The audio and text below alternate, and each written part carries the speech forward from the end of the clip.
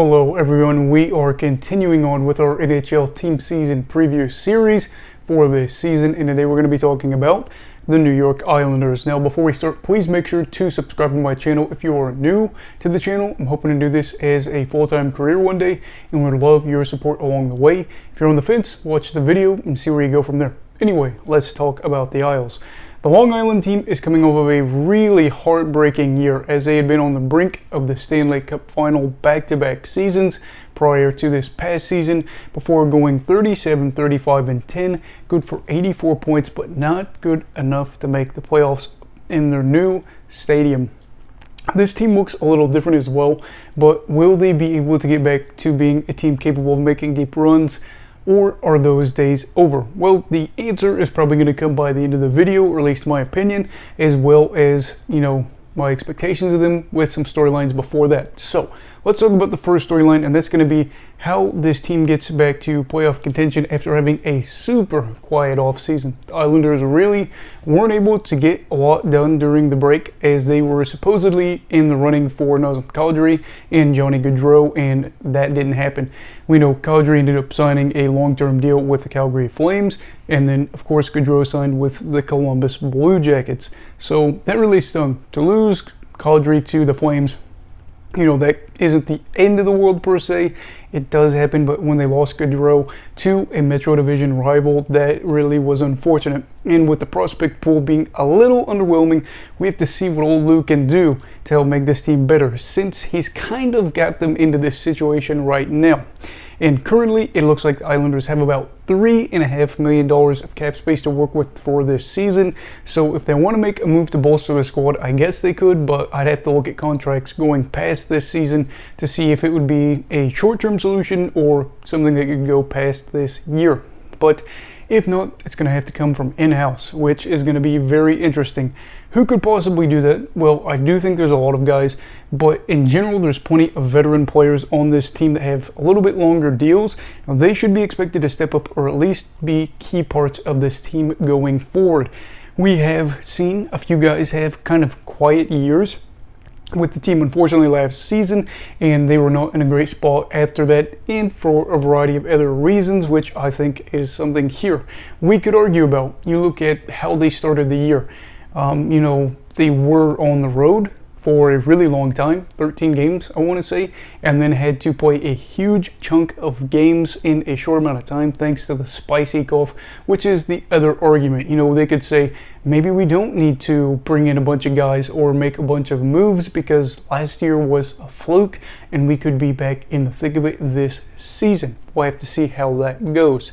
Now, another storyline that I wanted to talk about here was a trade for previous Montreal Canadiens blue liner Alexander Romanov. Now, the 22-year-old was traded from the Habs, and that was involving the 13th overall pick in the draft, as the Long Island team seeks a youth and at the same time long for experience to help the team right away. Now, with Romanov, you kind of get youth and experience since he's played a decent amount of games so far in his first two seasons and is on the younger side as of right now.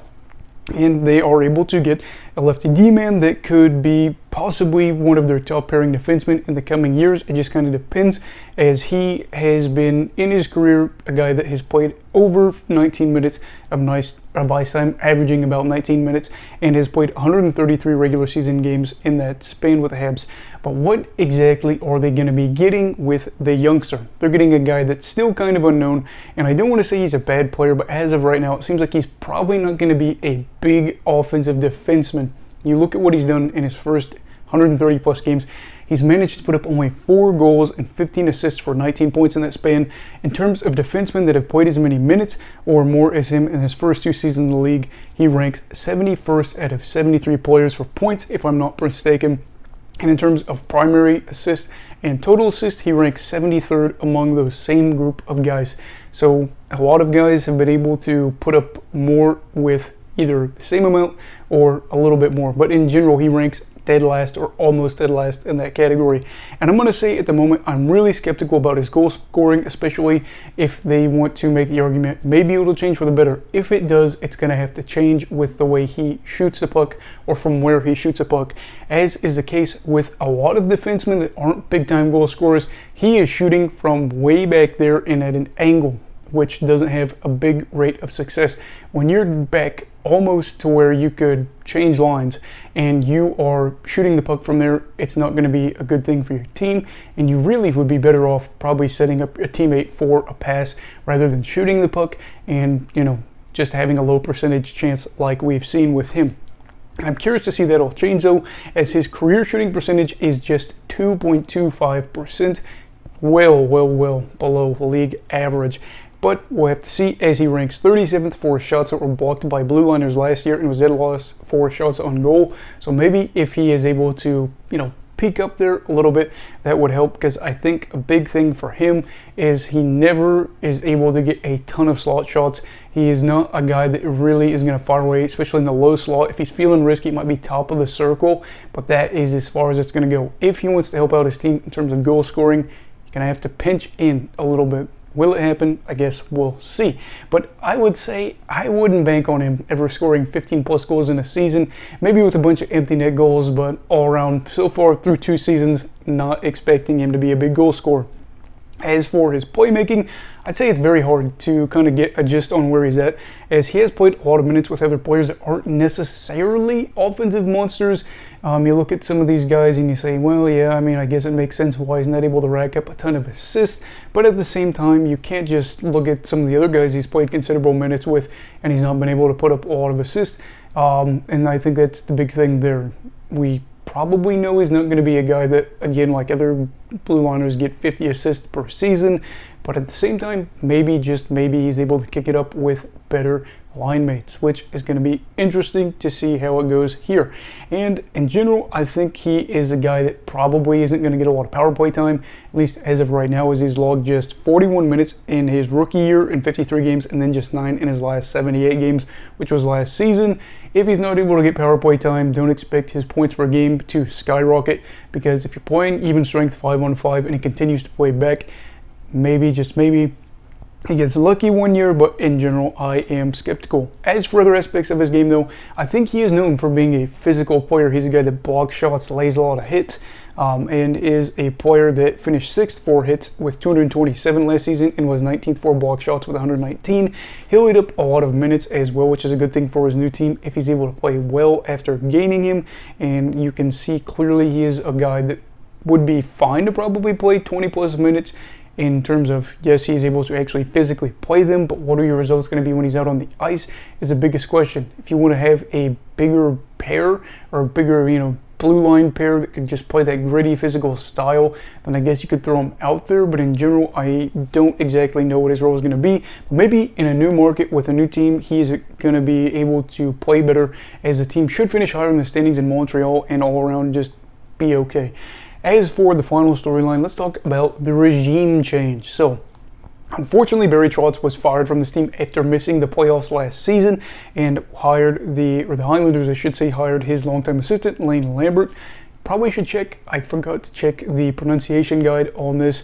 Could be Lambert, but I'm pretty sure it's a Lambert. You always have those French names that just throw me for a loop, but I'm pretty sure it's Lambert. Anyway, Lane had been an assistant coach with Barry since 2011 and looks to take that time working with one of the better coaches, in my opinion, in the league and put it to good use. My biggest worry, though, is in his NHL head coaching debut, he might not be any different from Barry in some perspectives, and that he might be different in the ways that were good. I think Trotz was able to make this team a very frustrating team to play against, especially the majority of the lines that they threw out there weren't going to be this pretty style. It was going to be, limiting your chances, making you shoot from far out or wide, really making sure the low slot and the slot in general wasn't going to be blocked off. And that was able to work for them, obviously. However, it is a style that takes somebody to buy into, as one person, let alone a whole team, and it's also something that wears you down. This team has been playing a while now in that style, especially the majority of their players, as they are focused more on limiting chances. But here we are now. You have to think, will this work with a guy that's not Trotz? Because Barry can say, we're going to do it this way because I'm Barry Trotz, and we've seen results elsewhere. I've won a Stanley Cup. I am a good coach. I have coached some of the best players in the world. You do it because I say so. Lane is new to this, at least in this aspect. And you have to wonder, will the players A, respect him, and B, do what he says? Because it's one thing to respect a guy, but another thing to buy in to the system completely, and that is going to be a focal point, as well as Matt Barzal, who had a relatively quiet year. That's going to be a big thing for Lane. Matt is a player that, after Tavares left, looked like he could be this franchise guy, maybe 100-point plus player after his really big year when Tavares left. I think it was a year after. But anyway, he started to return down to earth a little bit. Still a very good player, very fast, and I love what I see from him. But if he has another quiet year, you're kind of wondering what is his role with this team and how should he fit within a roster that looks to compete. Is he going to be a top 6 guy? Absolutely. But is he going to be a guy that you should rely on to be your best player? Maybe not. And so that's things we're going to have to figure out. But as for Lane, I'm not saying he's a bad coach, but I do think Trotz should not have been fired in the first place. They had a bumpy period last season, but finished the other part of the year fairly well, and I chalked it up to Trotz being able to, get through this and his team to get through it. And I just feel frustrated for him that he didn't get another chance to make it happen when he had done a lot with this franchise that had really struggled for decades. And the problem for me is Lou, really kind of threw Trotz under the bus, where it was, this is his fault. If Lambert struggles this year, it's going to look really bad that you fired Trotz, because then you're wondering, had Trotz been there, would Barry been able to right the ship? Which is something I think anybody could argue with. But it's just one man's opinion, and I'd love to hear yours, as Lambert very well could be very good. I mean, studying under Barry for 10 plus years could be, that could be scary good in terms of what he's able to do mentally.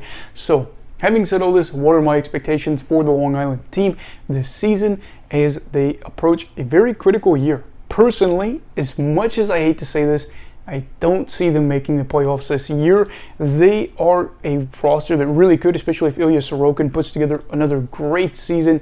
However, you look at this team and they're a little bit older. There's not a lot of prospects that can come in and save the day. You can't really make a lot of trades unless there was something tantalizing for a contending team, I guess. Or in general, you look at this and you say there's going to have to be a guy or guys that step up here, because it doesn't look like there's going to be a lot of outside help in terms of a trade coming in to save the day or a prospect. So this is where you circle the wagons and you get the job done. How will it happen? We'll have to see with Lane. Of course, if Barzal has a good year, etc., that's going to be a key to this. But if Sorokin misses time with injury, I believe Varlamov is gone. He might be a free agent still, so you could pick him up. But a lot of questions to this team. They're a little bit older in some areas, and I have to see them actually do well to start off the year before I buy in. Even still, I'm a little skeptical, but we'll see if last year was a sign of the times or if that was just a bump in the road because of the crazy season. So we will have to see. What are your expectations for them? Let me know down below in the comments. Personally, I wouldn't be surprised if they maybe made a wild card, but they would probably ideally like to get top 3 spot in the Metro, because some other teams are revamped and you don't want to have to play that wild card game. Anyway, please let me know your thoughts for the Islanders down below in the comments, and also make sure to like this video if you enjoyed it. Subscribe if you're new. Everybody stay safe, have a great night, and you go off hockey, alright? Goodbye, Brigadiers and Brigadettes. This is your captain signing off. Have a great night.